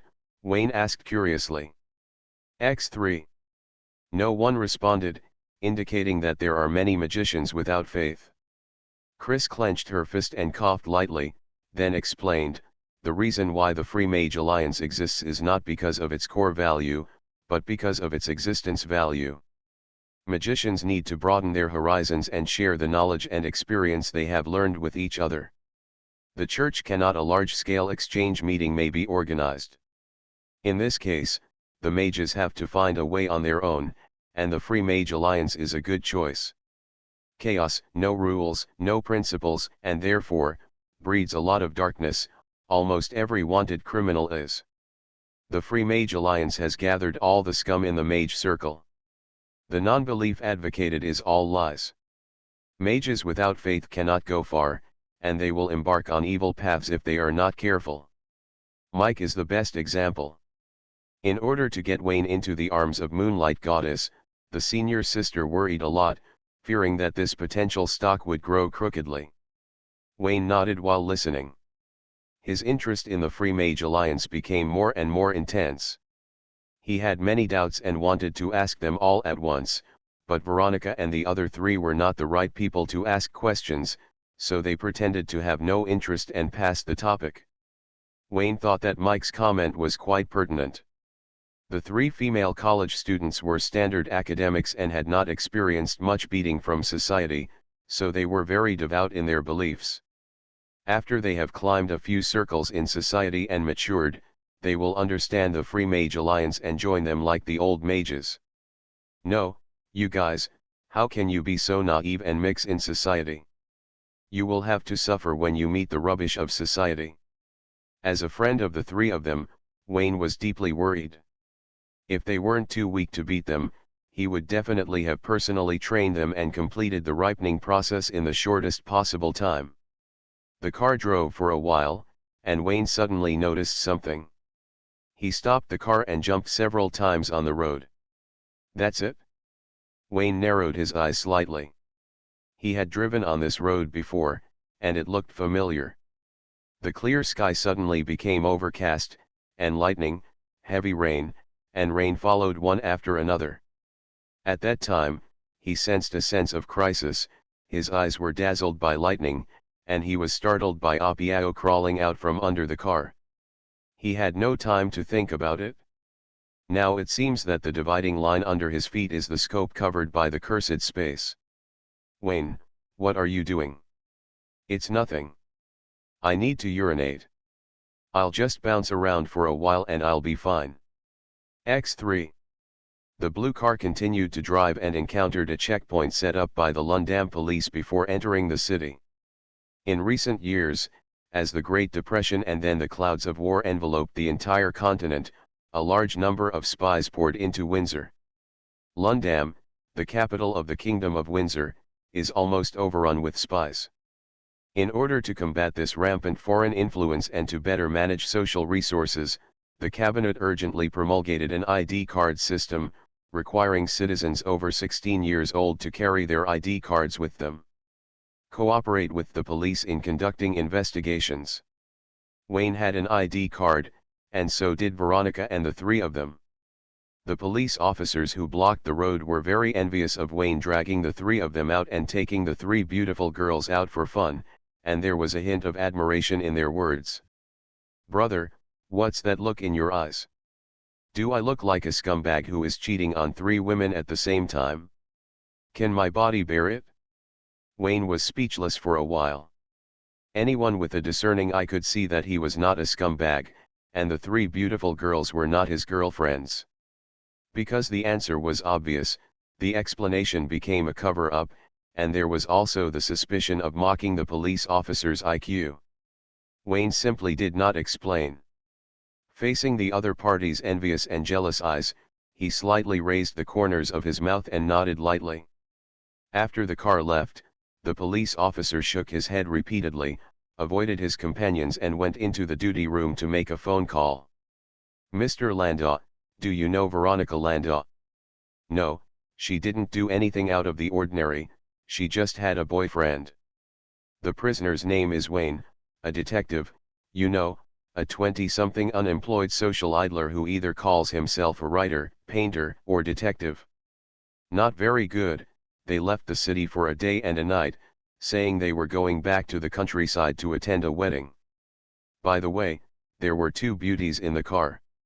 According to the prisoner's account, they were all girlfriends.